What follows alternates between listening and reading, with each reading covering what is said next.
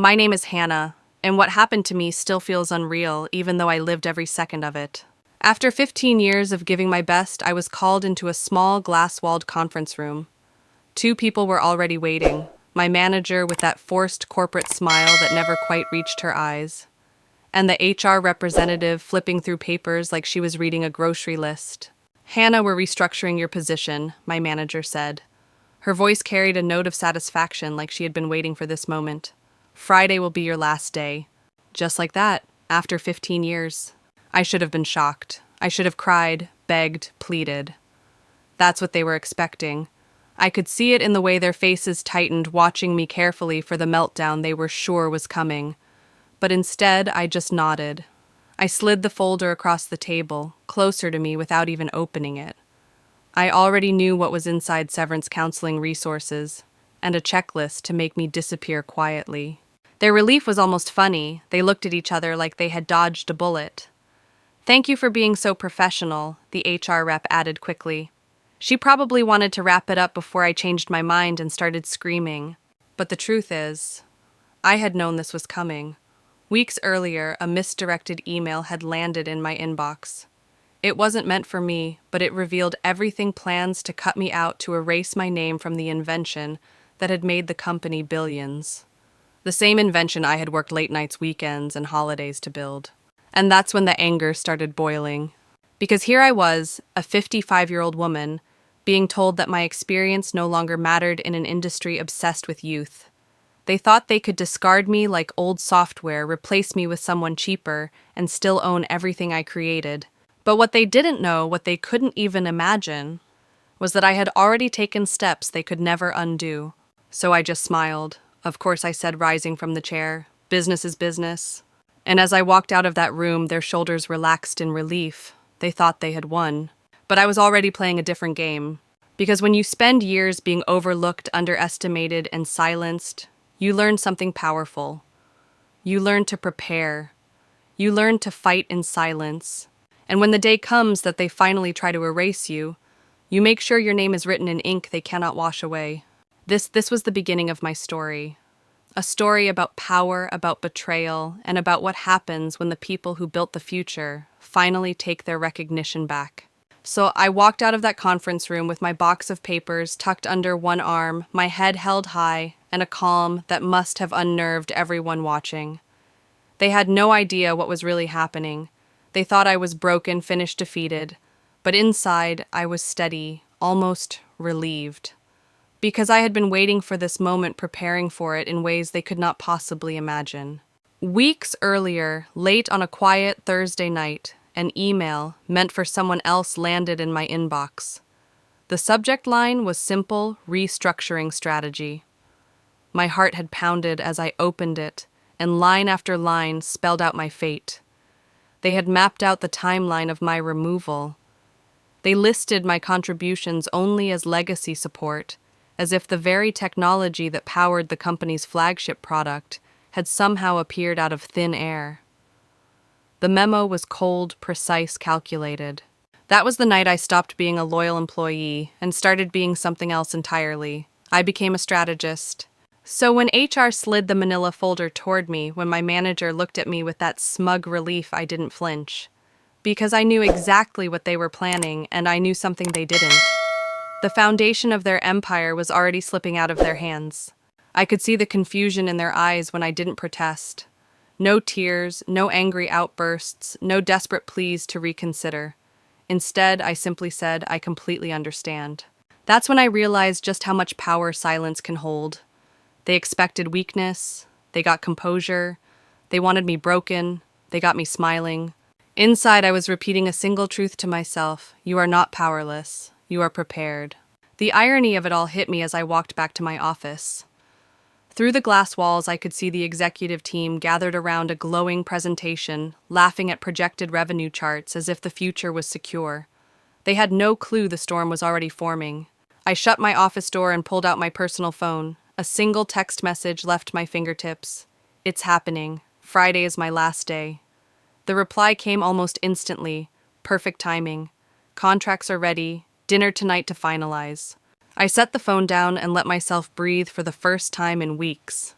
It was happening exactly as I had planned. For 15 years, I had poured everything into that company. Nights away from my family, birthdays missed, vacations canceled. All for the algorithm that became their crown jewel, the technology that made them billions. And yet I was invisible. At last year's conference, the CEO had stood on stage, taking credit for my creation. He had mentioned me only as one of our research team. 15 years, and all I had earned was erasure. Not anymore. That night, as I prepared to meet my new allies, I allowed myself one quiet smile. They thought pushing me out was a victory, but I knew better. Their arrogance had blinded them, their greed had made them sloppy, and in that sloppiness, they had overlooked the most dangerous person of all the inventor they tried to erase. I was ready, and in just a few days they would learn the cost of underestimating me. Before I continue, let me pause here and ask you something important. Have you ever been pushed aside, told you were no longer valuable after giving years of your life to something? If you have, share your story in the comments below. I read them all, and I know so many of you carry battles like mine. And if you want to stand with me in telling stories like this, make sure to subscribe and join this community. We are stronger when our voices are heard together. Now let's get back to what happened next. Because the moment they thought they had ended my career was the very moment my true power began to surface. And trust me, the best part of this story was still to come. When I got home that evening, I sat at my kitchen table with the lights dimmed low and let the memories of the past 15 years wash over me. It is strange how fast loyalty can turn into bitterness once you see the truth. I thought about the long nights spent debugging endless lines of code. The weekends hunched over a laptop while the world outside went on without me, and the endless presentations where my ideas were showcased. But my name was quietly erased. The clearest memory that burned in my mind was the industry conference just a year ago. I had been there in the audience, heart pounding with pride because our team's work was about to be shown to the world. The distributed processing algorithm I had built, polished and protected for years, was the highlight. But when the CEO stepped onto the stage, smiling into the cameras, he didn't call it mine. He called it our breakthrough. He spoke about the leadership vision that brought the product to life. And when reporters asked him later who developed the core, he only gestured vaguely toward our research team. I remember sitting there, my name never spoken, my work celebrated but stolen. The applause that shook the hall that night felt like a cruel echo. The industry praised him while I slipped back into the shadows, invisible. That was the moment I began to realize something was very wrong, because it wasn't just that one night. It was years of watching my contributions downplayed. Years of younger, less experienced men being promoted above me because they fit the company image. Years of being told to be grateful for a seat at the table even if that seat was in the back row. But here's the truth, no one at TechVantage understood. You can ignore someone. You can erase their name from slides. You can cut their salary, deny their promotions, and strip them of recognition.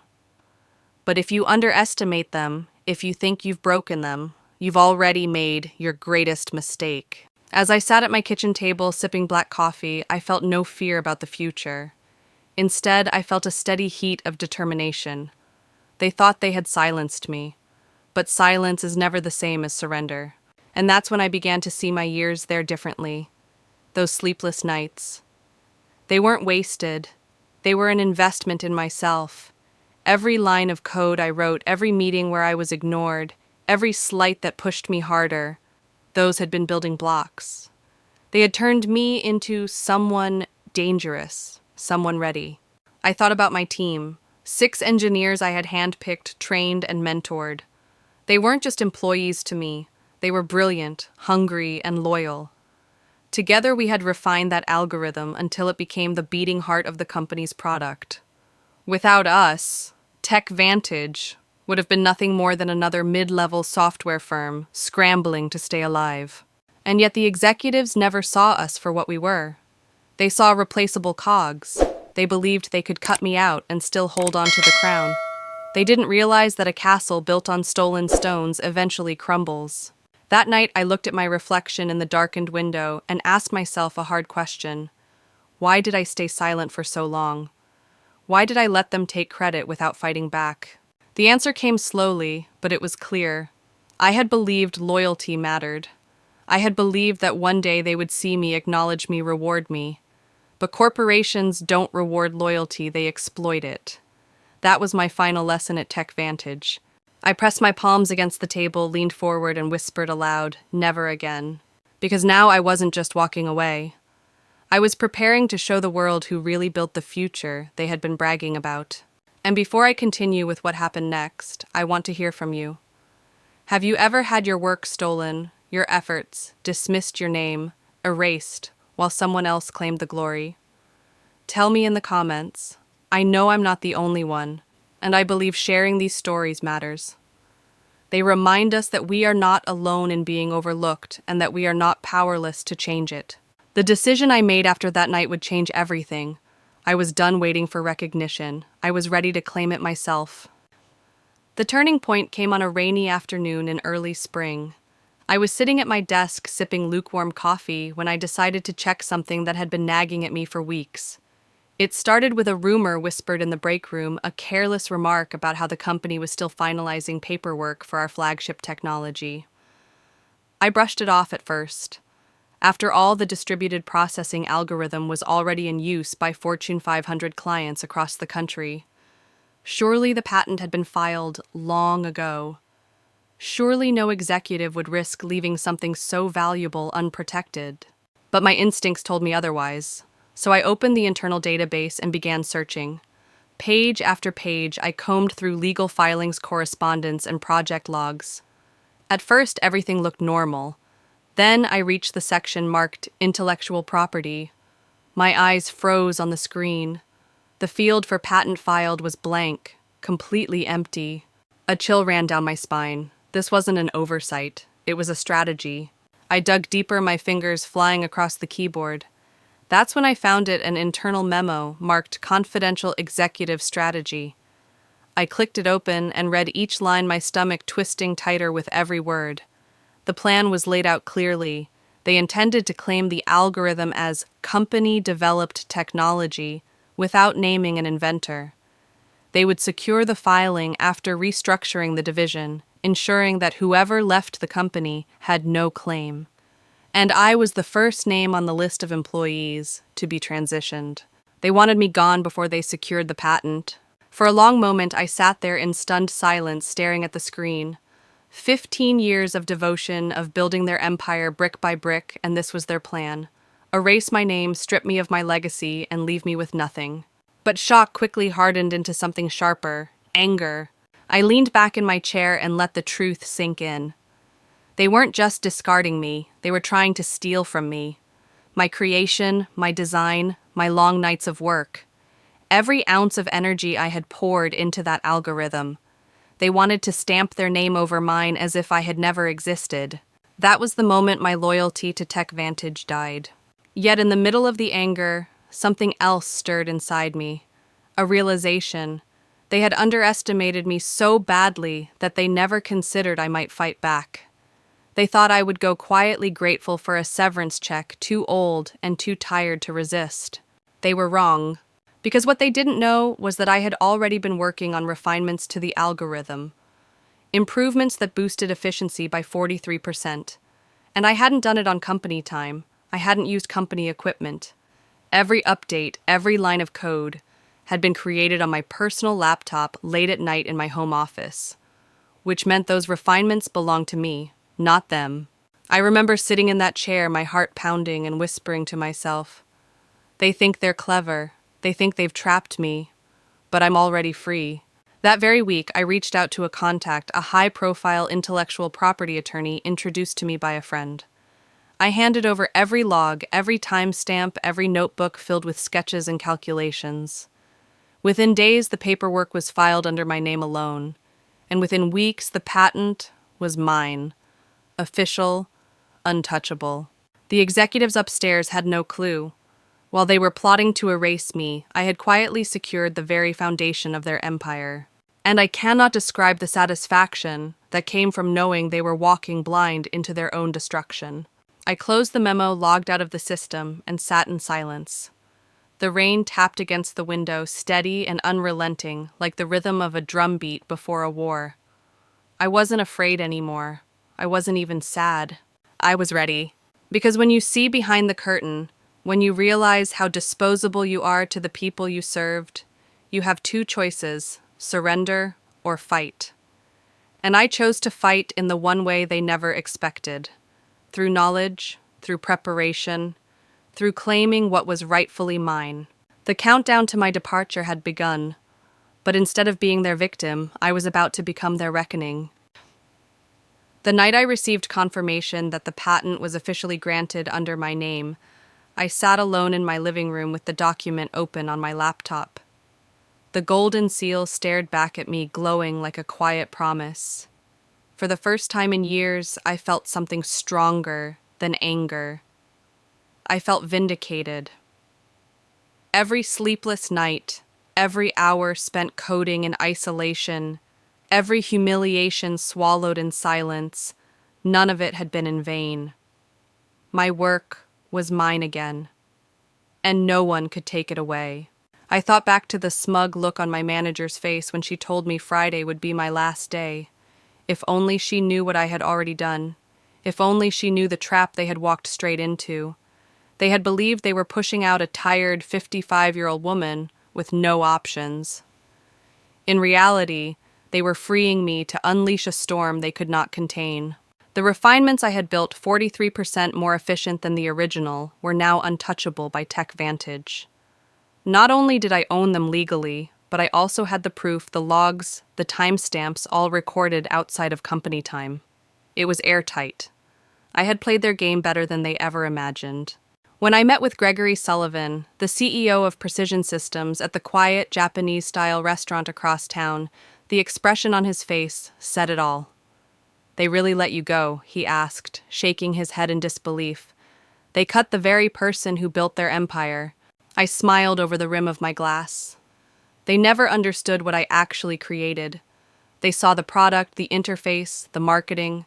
They never saw the architecture, the beating heart. Gregory slid a folder across the table, and when I opened it, the weight of my future settled in front of me. A 7-figure signing bonus, substantial equity, a leadership role as Chief Innovation Officer, and royalties, ongoing royalties from every product that used my algorithm. For years, I had watched others take credit. Now I would watch my name attached to every success. But the best part wasn't the money, it was the respect. Respect I had been denied for so long. And there was more. Gregory leaned in, lowering his voice. "What about your team, the engineers who worked with you? They don't deserve to be collateral damage," I said firmly. "They gave everything to this project." "We've already thought of that," he replied. "If they want it all, 6 will have senior roles here. Raises titles, a chance to build without being silenced." Relief flooded me. My people would be safe. I wasn't just saving myself, I was pulling them out of the wreckage too. That night, as I signed the final page, I felt the scales shift. For the first time in 15 years, I wasn't a background player in someone else's story. I was the author of my own. Walking out of the restaurant into the cool evening air, I knew that Monday would be the beginning of something monumental. TechVantage thought Friday was the end of my career, but in reality, it was the end of theirs. Because once the press release hit, once the industry saw who truly held the patent, every company using their product would have no choice but to come to me. And TechVantage would learn far too late that arrogance comes with a price. I paused under a streetlight looking up at the night sky. The city hummed around me, unaware of the storm about to break. And for the first time in years, I let myself laugh. A quiet, steady laugh that carried all the weight of justice. Before I tell you how Monday unfolded, let me pause here. If you've ever dreamed of reclaiming what's rightfully yours, of standing up after years of being ignored, make sure you subscribe and stay with me. This isn't just my story, it's a fight for everyone who has been underestimated. Join me, and let's show the world what happens when we stop waiting for permission and start owning our worth. The truth was out there now, hidden in plain sight. The patent was mine, the contract was signed, and the countdown to TechVantage's reckoning had already begun. Reichi inham idalaiksti. The following evening, I sat across from Gregory Sullivan in a secluded alcove at Meridian, one of the most exclusive restaurants in the city.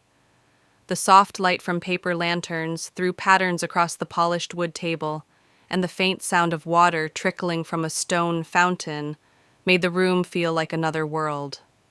It was deliberate, of course.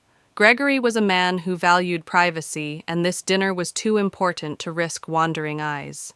He studied me for a long moment, his expression equal parts disbelief and admiration.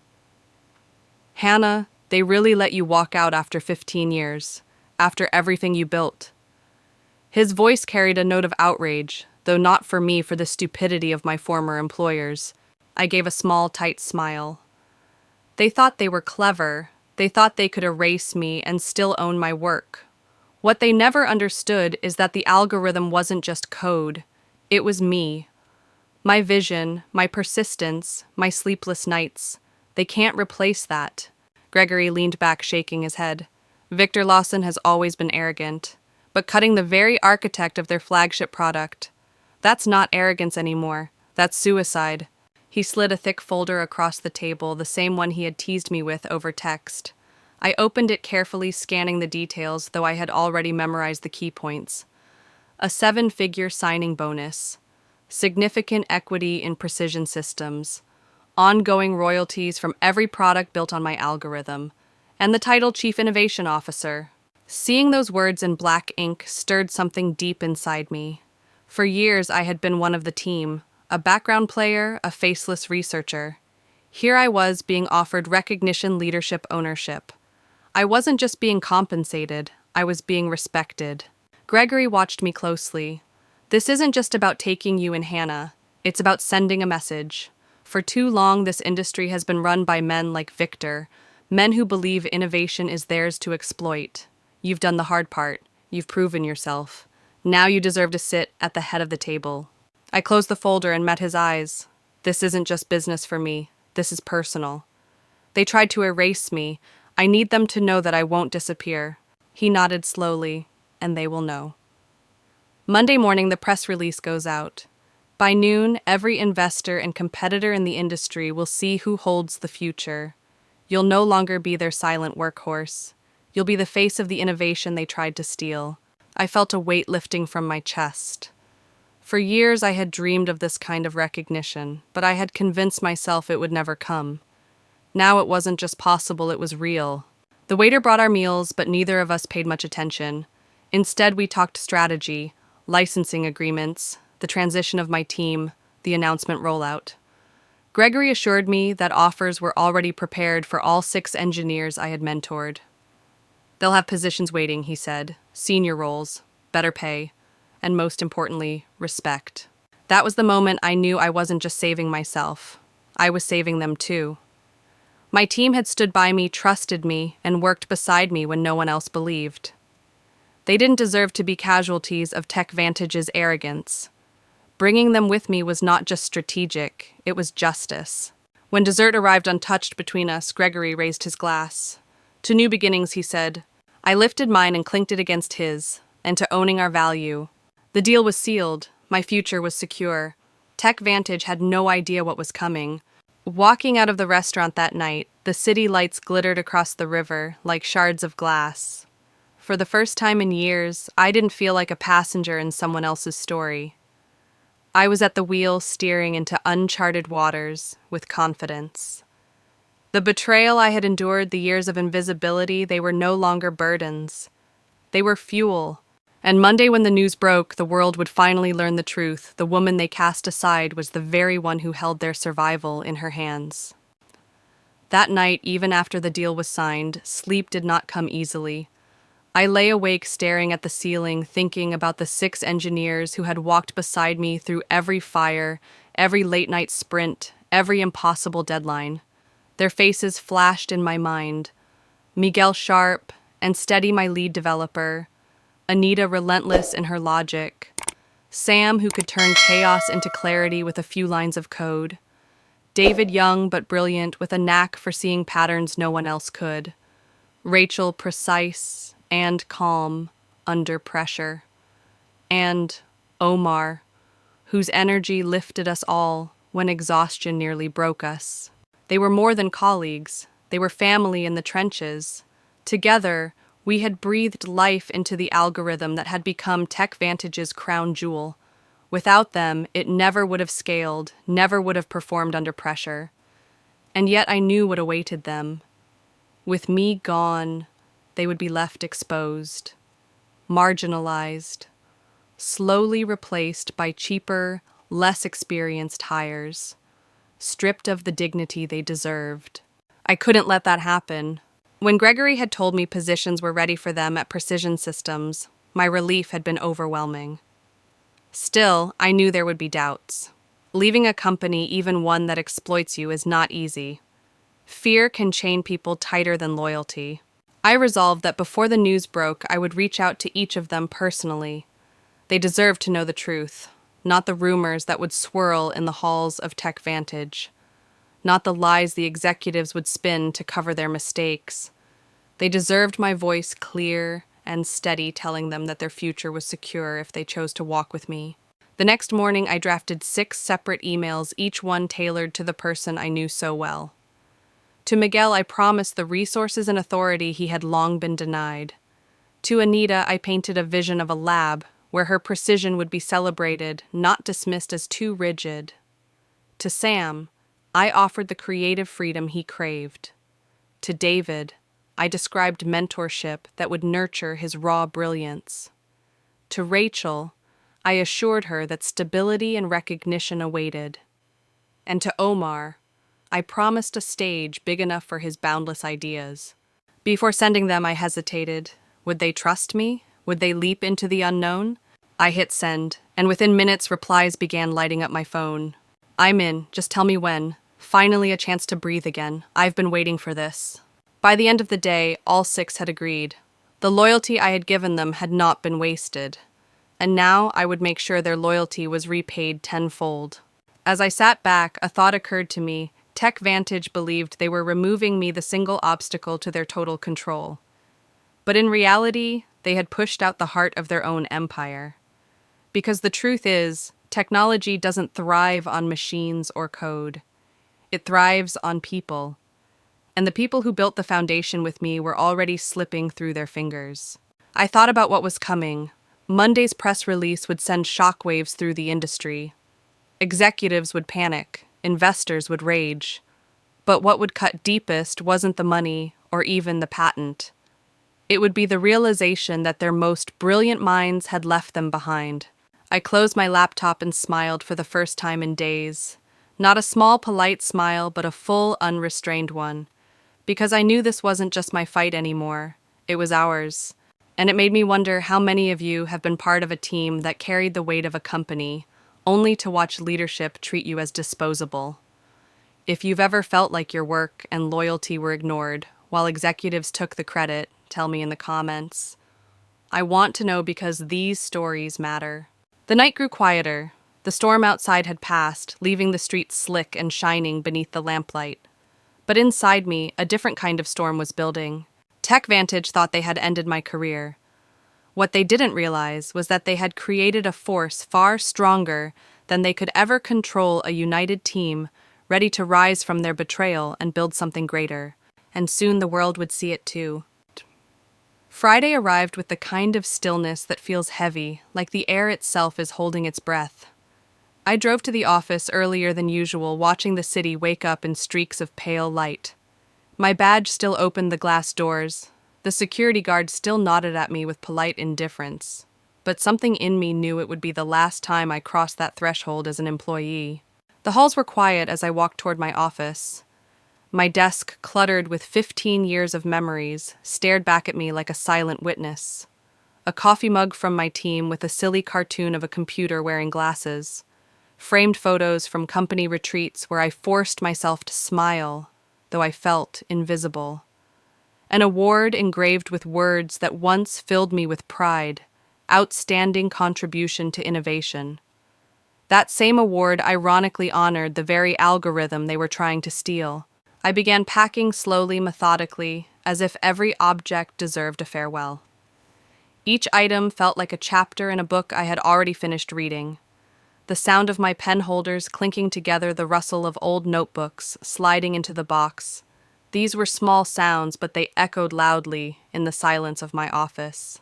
Throughout the morning, people stopped by, administrative assistants who had heard whispers of my transition, junior developers who shuffled nervously at the door, asking if I might endorse them on LinkedIn before I left. They spoke in hushed tones, glancing over their shoulders, afraid to be seen offering me kindness.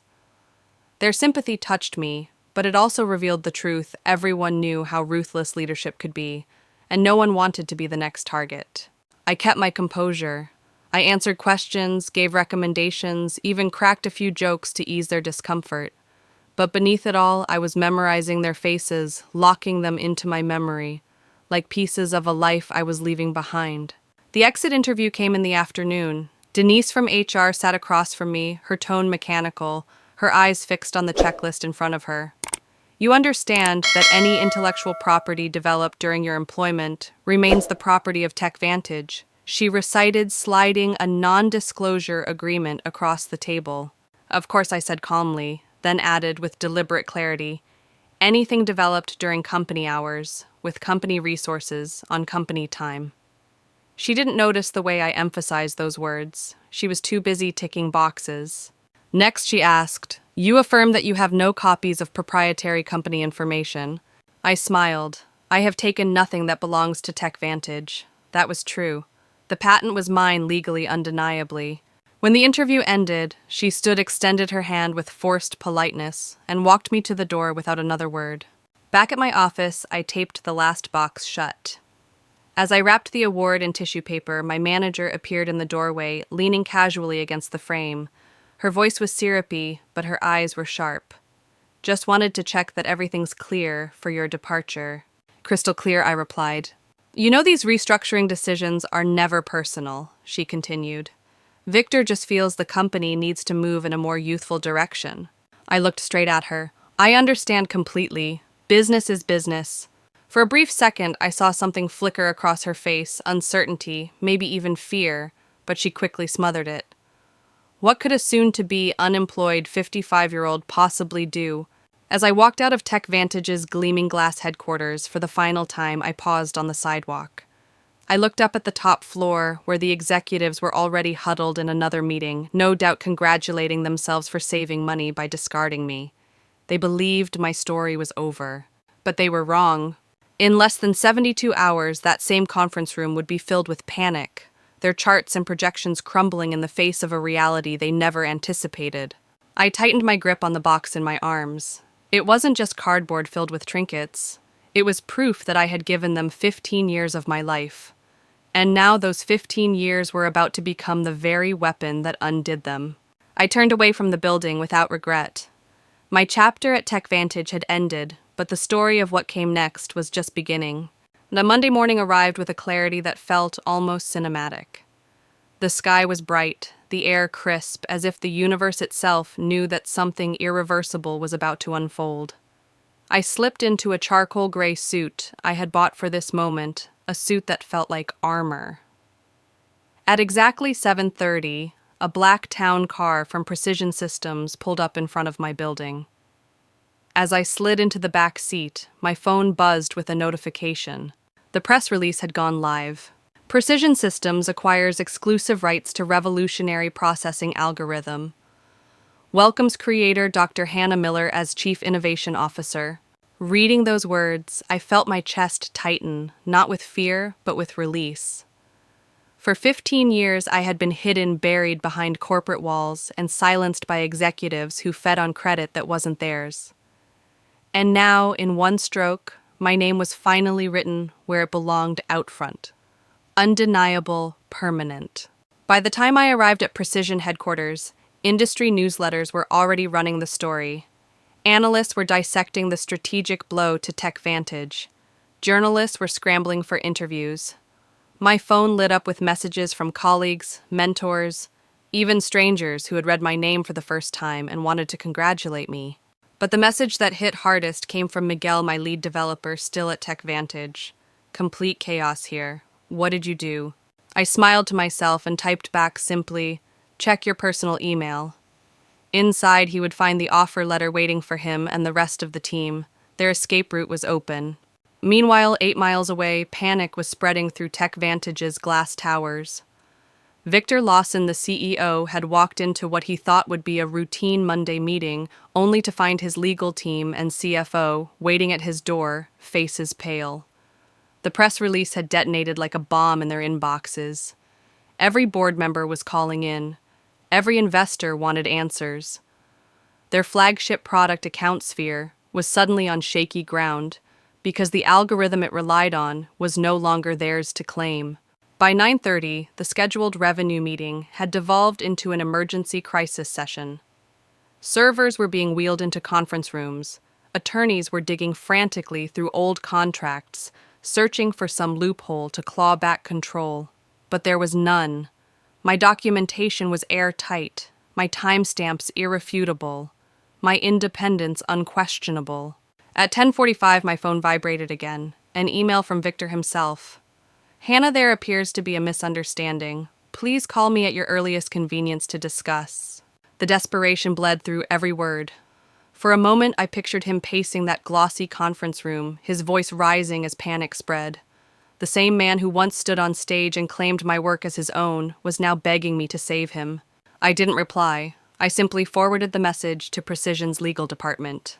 By noon, the numbers told the story better than any headline could. Tech Vantage's stock had dropped 7%. Precision's had climbed 12%. 3 industry journals had already published features calling the move the coup of the decade. For the first time, my name was not buried. It was celebrated. As I settled into my new office with floor-to-ceiling windows overlooking the city, Gregory stepped in holding a copy of the morning's report. "The industry is buzzing, Tech Vantage is in freefall, and you, Hannah, you're the reason why." I turned from the window, met his gaze, and said the words I had carried silently for years. "I'm not angry anymore. I'm validated. Because that's the truth. This was never about revenge. It was about being seen, being acknowledged for the work I had given my life to. And yet deep down I knew this was only the beginning." Tech Vantage was scrambling, yes, but they had not yet felt the full weight of their arrogance. That storm was still building. Before I take you into the chaos that erupted inside Tech Vantage in the days that followed, let me pause here. Because this is the part of the story where everything tilts, where power shifts so completely that nothing can ever be the same again. If you want to hear how executives unraveled, how careers collapsed, and how the truth finally came crashing down, stay with me. What happens next will leave you stunned. Monday morning had been mine, but the real reckoning for Tech Vantage was only just beginning. By mid-morning, the news had spread across every floor of Tech Vantage like wildfire.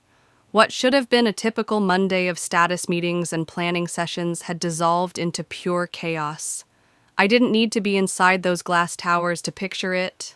I had Miguel feeding me play-by-play updates from his phone, and I could almost hear the panic in his words. Servers are being dragged into the executive suite. Legal is tearing apart every contract you ever signed. Victor looks like he's about to explode. I could see it in my mind, the conference room where I had once presented ideas no one listened to now turned into a war bunker. The executives who had smirked as they handed me a severance folder were now pale, scrambling, terrified. Investors had begun calling within the hour. Board members were demanding explanations. Clients who relied on AccountSphere were suddenly unsure if the product they paid millions for would even be legal to operate in the coming months. The stock ticker told the story mercilessly down, down, down. Miguel's messages came faster. Someone asked if the patent was ever filed. Silence. You could feel the air get heavy. Marjorie looked like she might faint. I leaned back in my new office chair at Precision Systems and let the irony sink in. The very people who once dismissed me as replaceable were now standing in the ruins of their arrogance, searching desperately for a way out. The best part. They didn't even realize the worst was still ahead. My team hadn't left yet. They were still inside watching the collapse unfold. But within a week, their resignations would hit Victor's desk all at once, like a final blow. I closed my eyes and tried to imagine how it felt for the employees still trapped there, the junior developers, the assistants, the ones who knew the truth but couldn't speak it. The fear in that building must have been suffocating. People updating their LinkedIn profiles in secret, whispering, in hallways avoiding eye contact with managers who suddenly had no answers. Panic spreads faster than any virus, and inside TechVantage it was everywhere. Meanwhile, at Precision Systems, the contrast couldn't have been sharper. My phone buzzed again this time, an inquiry from Dataflow Systems, one of TechVantage's top clients. They wanted to talk licensing, they wanted stability, they wanted me. I felt a wave of satisfaction so sharp it was almost painful. For years I had been invisible, dismissed, told to be grateful for scraps of recognition. And now entire corporations were lining up at my door. Miguel's next message made me laugh out loud. Victor just shouted that they can rebuild the algorithm in 6 months. Nobody believes him. Of course they didn't. It had taken me 3 years to perfect it, and that was with every ounce of my focus and the full loyalty of my team. To claim it could be rebuilt in 6 months was desperation, not strategy. I pictured the fear in that room, the whispers spreading across cubicles. A sinking ship can be patched, but once the crew starts to abandon it, nothing can stop the flood. And the crew at TechVantage was already looking for lifeboats. It made me think about something bigger, about how companies treat the people who build them. You can pour your life into an idea, give everything you have, and still be treated like you're disposable. And when leadership chooses arrogance over respect, collapse is inevitable. And I want to ask you something. Have you ever been inside a place that looked powerful on the outside, but behind closed doors, you could feel the panic setting in? Have you ever watched leaders pretend to have control when everyone knew they didn't? Share it in the comments. I want to hear those stories because they reveal the truth behind so many polished facades. At TechVantage, the mask was slipping, the board was furious, the staff was restless, and the man who once stole my spotlight was standing in the middle of a fire he had started himself. But the real blow hadn't landed yet. That was coming soon, and when it did, there would be no recovery. Ladder. By Tuesday morning, the fallout had reached a boiling point.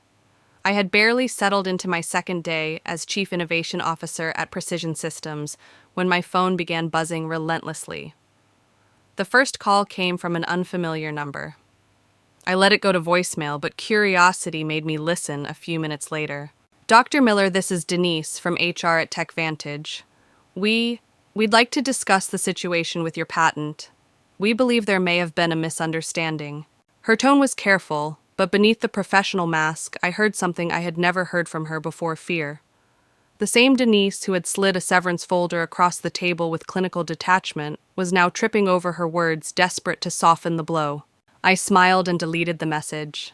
Not long after, an email from Victor himself landed in my inbox. The subject line was only 3 words: we need to talk. His message was short, but the weight of his desperation bled through every sentence. Hannah, there appears to be some confusion regarding ownership of the algorithm. Please call me at your earliest convenience so we can resolve this matter amicably. I am confident we can come to an agreement. It was almost laughable. This was the same man who less than a year ago had stood on a stage and accepted applause for my creation, never once mentioning my name. Now he was reduced to begging for a phone call. I didn't respond. Instead, I forwarded his message directly to Precision Systems' legal team. Within minutes, Gregory walked into my office with a grin. Victor's rattled. Good. The more desperate they get, the stronger our hand becomes. The truth was, they had no hand at all. My documentation was flawless. Every improvement to the algorithm had been logged with timestamps on personal equipment. Every detail had been reviewed and approved by a top-tier IP attorney before the patent was filed. There was no crack for them to slip through, no angle they could exploit. Still, the messages kept coming. Another voicemail from Denise, this time more strained. Dr. Miller, Victor was hoping you might consider coming in to discuss options. Perhaps we could offer you a consulting role, something mutually beneficial. I almost laughed. A consulting role. After 15 years of being silenced, overlooked, and pushed aside, now they wanted to rent back the very genius they had thrown out like garbage. It was insulting. I called Gregory into my office and played the message for him. He chuckled, shaking his head. They still don't get it. This isn't about patching a mistake. It's about survival. And they're already bleeding out. He was right. By mid-afternoon, Miguel sent me another update from inside the storm. Board called another emergency session. Investors furious. Legal is combing through everything with your name on it. They're terrified you'll license the algorithm exclusively to their competitors. I typed back they should be. The irony wasn't lost on me. For years, Victor and his executives had treated me like a background player, a replaceable cog. Now my name was the only one that mattered. Later that day, my assistant knocked on my office door. Dr. Miller, Tech Vantage's CEO, has called 4 times in the last hour. He insists it's urgent. I didn't even look up from the document I was reviewing. Tell him I'm in meetings all day. Our legal team will reach out about licensing terms later this week. It felt good. No, it felt necessary to say those words aloud. Because this was no longer a battle of survival. It was a reclamation of power. They had tried to silence me, erase me, and strip me of recognition. And now they were learning that the silence they mistook for weakness was really preparation. I leaned back in my chair, watching the city skyline through the glass windows of my new office. For years, I had dreamed of a moment like this, not for revenge, but for recognition. For the simple, undeniable truth to be acknowledged, the algorithm was mine. And now, no matter how many times Victor called, no matter how many voicemails Denise left, nothing could change that truth. Because the woman they discarded was no longer waiting for their approval. She was standing tall, her name etched into the very foundation of their downfall. By Friday morning, the unraveling of Tech Vantage was no longer just rumor, it was public spectacle. Headlines splashed across industry journals painted the same picture in bold strokes. Algorithm crisis at Tech Vantage. Flagship product in jeopardy. Can Victor Lawson survive this? The company's stock, once considered untouchable, had plummeted 23% in a single week. Analysts who used to praise Victor as a visionary now spoke of him as reckless, short-sighted, careless. The fall from grace was swift, brutal, and irreversible. Inside the building, the panic had reached fever pitch. Miguel kept sending me updates like dispatches from a battlefield. Victor stormed into the all-hands meeting yesterday trying to project confidence. He told everyone the company would vigorously defend our proprietary technology. But when someone asked if the patent was ever actually filed, the room went silent. Marjorie looked like she might faint. I could picture it vividly, the same executives who had smirked at me just a week earlier now drowning in a sea of their own mistakes. The arrogance that once filled those conference rooms had curdled into raw fear. Employees were leaving in droves, updating LinkedIn profiles, whispering about recruiters. The walls were closing in, and everyone inside knew it. The board of directors could no longer ignore the truth. Victor had gambled the company's future on his ego, and he had lost. By Thursday evening, whispers of leadership change were already leaking into the press. And by Friday morning, the announcement was official. Victor Lawson had stepped down effective immediately. He wasn't the only one. Marjorie, the very manager who had told me with smug satisfaction that Friday would be my last day, was gone as well. So was the head of legal, the architect of the failed patent strategy. One by one, the architects of my dismissal were swept aside, their careers collapsing under the weight of their arrogance. When I read the announcement, I felt no triumph, only clarity. This was never about revenge, it was about consequences. They had treated innovation as something they could own, something they could exploit, something detached from the people who created it. And now, they were paying the price. Meanwhile, at Precision Systems, the mood was electric. Our stock had surged again. Clients who once hesitated were now flooding our inboxes, desperate to align with stability, with integrity, with me. My team had already begun transitioning their energy and relief palpable. We weren't just building technology anymore. We were building a culture where innovation was honored, not stolen. That Friday afternoon, I stood in the boardroom at Precision Systems, presenting the roadmap for the next generation of products. As I outlined the vision, I caught Gregory's approving nod. His voice echoed after the meeting ended. "You've not only secured our future, Hannah, you've changed the game for the entire industry." And deep down, I knew he was right. What had happened at Tech Vantage wasn't just a corporate misstep, it was a warning, a case study, a story that would be told in boardrooms for years: value your innovators or lose everything. But here's the part I want you to pay close attention to, because the real twist, the one that left the entire industry stunned, hadn't even landed yet. What Tech Vantage had suffered so far was only the beginning. The real reckoning was just around the corner. So let me leave you with this. What do you think happens when a corporation that built its empire on stolen credit is suddenly forced to beg the very person they tried to erase? Leave your thoughts in the comments. I want to hear your predictions before I take you into the moment where everything turned upside down. Because the twist you're about to hear isn't just satisfying, it's unforgettable. The email came late on a quiet Sunday evening. I had been reviewing design notes for our new development cycle when the notification appeared in the corner of my screen.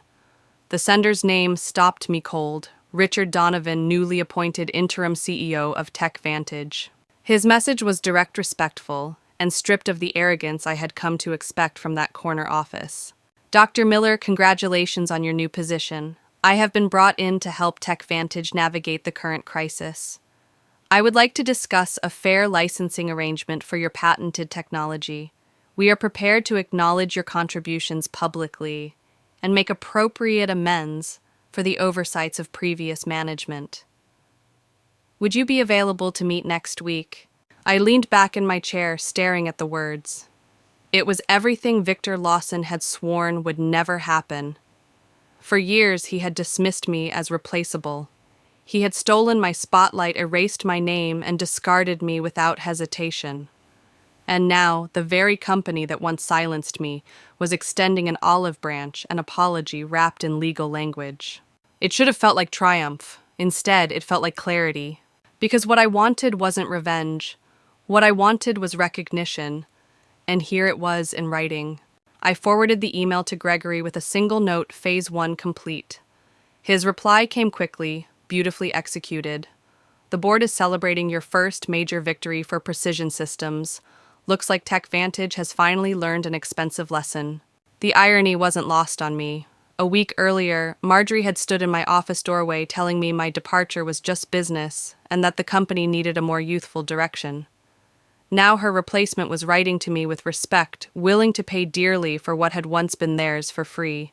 That week, my team gathered in our new conference room at Precision Systems, their faces lit with excitement. They had resigned from Tech Vantage, together their coordinated letters hitting Victor's inbox like hammer blows. Now seated around a table where their voices were heard and valued, they began sketching ideas for the future. This is how development should feel, Anita said, looking around the room.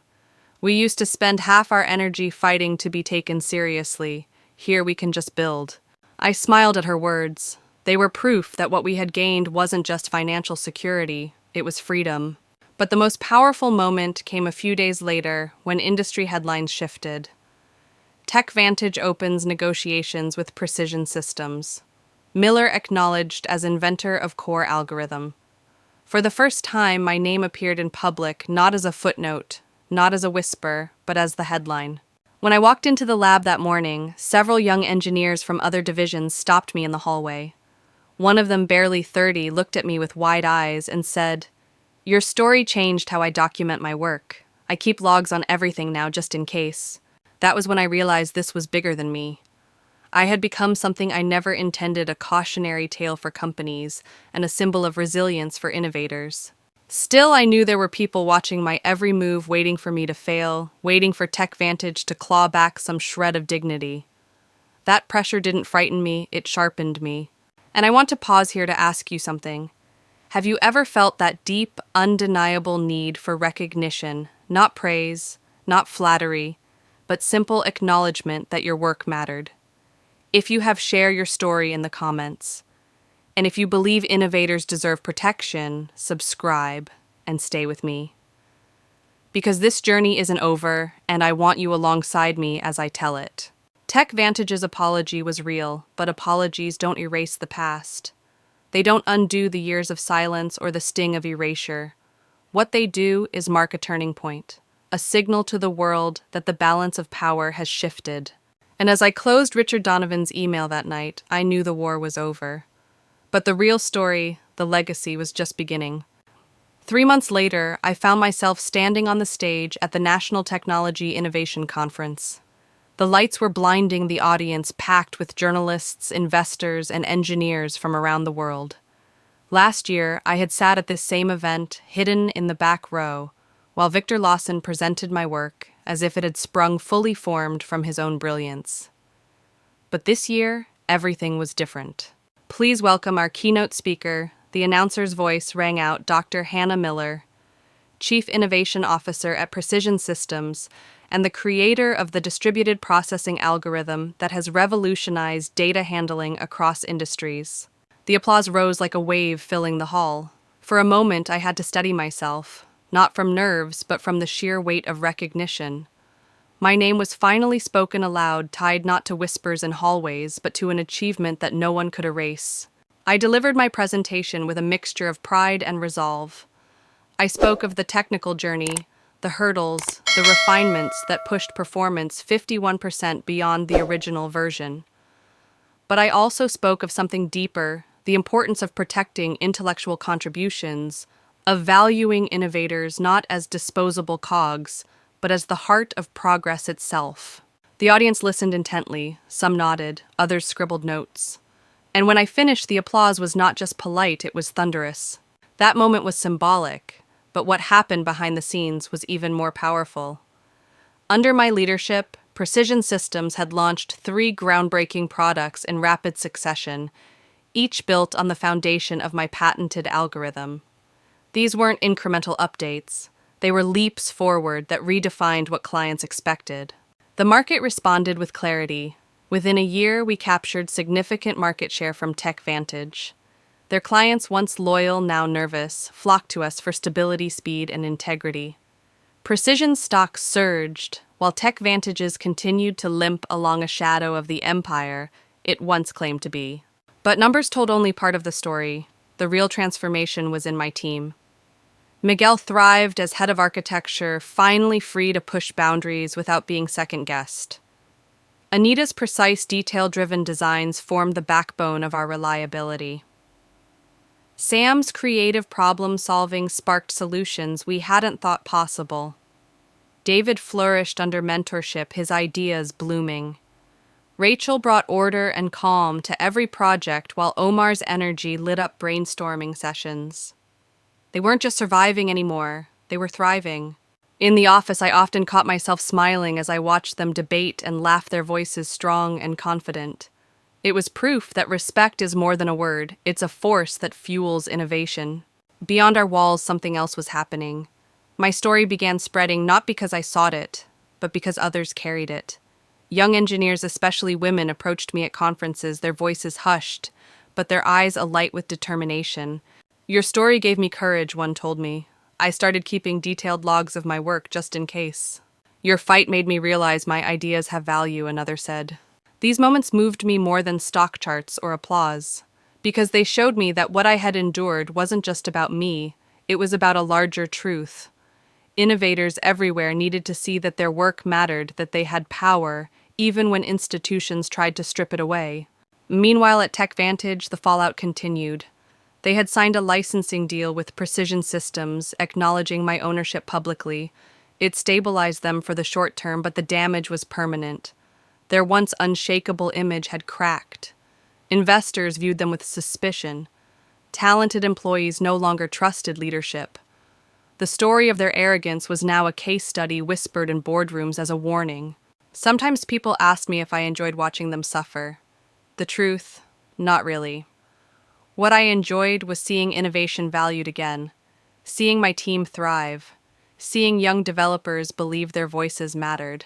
It wasn't revenge that fueled me, it was recognition. Standing in my office months later, reviewing quarterly reports that glowed with success, I realized something profound. The years of invisibility, the quiet humiliations, the stolen credit, they had all led me here. Not to destroy, but to build. Not to erase, but to affirm. I had become unintentionally a symbol. Proof that silence doesn't mean weakness. Proof that patience, preparation, and persistence can turn erasure into legacy. And as I raised a glass of champagne with Gregory one evening to celebrate our third product launch, he said with a grin, "You've changed more than a company, Hannah. You've changed the industry."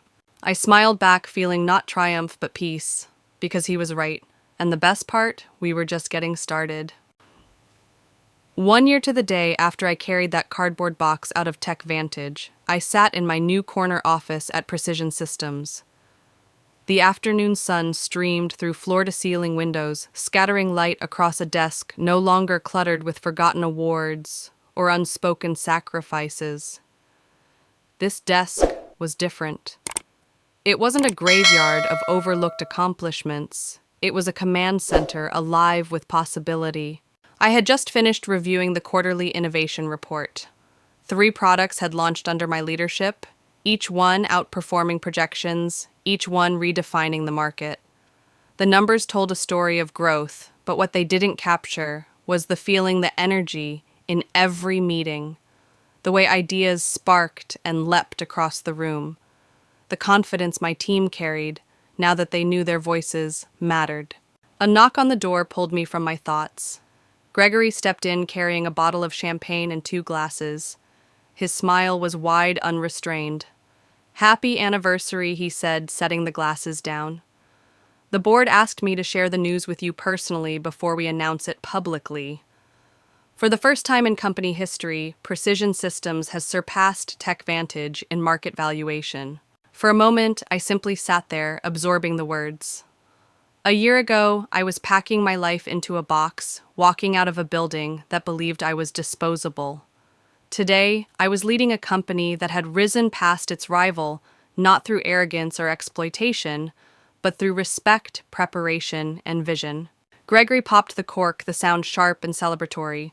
He poured the champagne and handed me a glass. I lifted it slowly, my reflection shimmering in the golden bubbles. "To proper recognition," I said softly. "To the people who deserve it," Gregory added, clinking his glass against mine. We drank, and for the first time in years, I felt something settle in me, a peace I hadn't known I was searching for. Because this was never truly about revenge. Revenge fades, recognition endures. Later that evening, my assistant brought in an envelope. Inside was an invitation to speak at the annual Women in Technology Leadership Summit. The topic printed in elegant script, "Owning Your Intellectual Value." I traced the letters with my fingertips, feeling the weight of what they meant. My story had become more than a personal victory. It had become a symbol, a lesson repeated in boardrooms across the industry: value your innovators or lose them. Protect intellectual property or pay the price. And above all, recognize the people behind the progress. I looked out the window at the city skyline glowing with 1,000 points of light. Somewhere across that skyline, Tech Vantage still struggled, still clawed at the remnants of the empire they thought they could secure through greed. But their story wasn't mine anymore. My story was here in this office with this team shaping a future we owned together. I leaned back, letting the quiet soak in. Recognition. That was the word I had chased for 15 years. Not glory, not vengeance, just recognition. To be seen, to be named, to be honored for what I had given. And now finally, my name was exactly where it belonged, etched into the legacy of innovation, inseparable from the algorithm that had changed the industry. So as the day drew to a close, I raised my glass once more, this time in silence, to the lesson I wanted everyone to remember. It is not revenge that gives us peace. It is acknowledgement. It is knowing that our voices matter, that our work will not be erased. And to you listening to this story, if you have ever been overlooked, dismissed, or underestimated, don't walk away empty.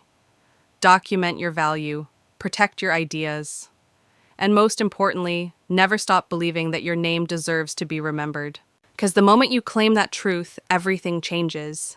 And if you want to hear more stories like mine, stories of betrayal, resilience, and triumph, subscribe and stay with me. This journey doesn't end here. In fact, the next story I have to tell might just be the one that inspires you to take back your own power. This chapter closed with champagne and sunlight, but the movement it began, that's only just starting. A year later, as I sat alone in my office after everyone else had gone home, I let the silence wrap around me. The city beyond the windows shimmered with light cars threading through the streets like veins of fire. It struck me how much had changed, and how much I had changed with it. There was a time when I believed recognition had to be handed down from above, that validation would come. If I only worked harder, stayed longer, proved myself again and again.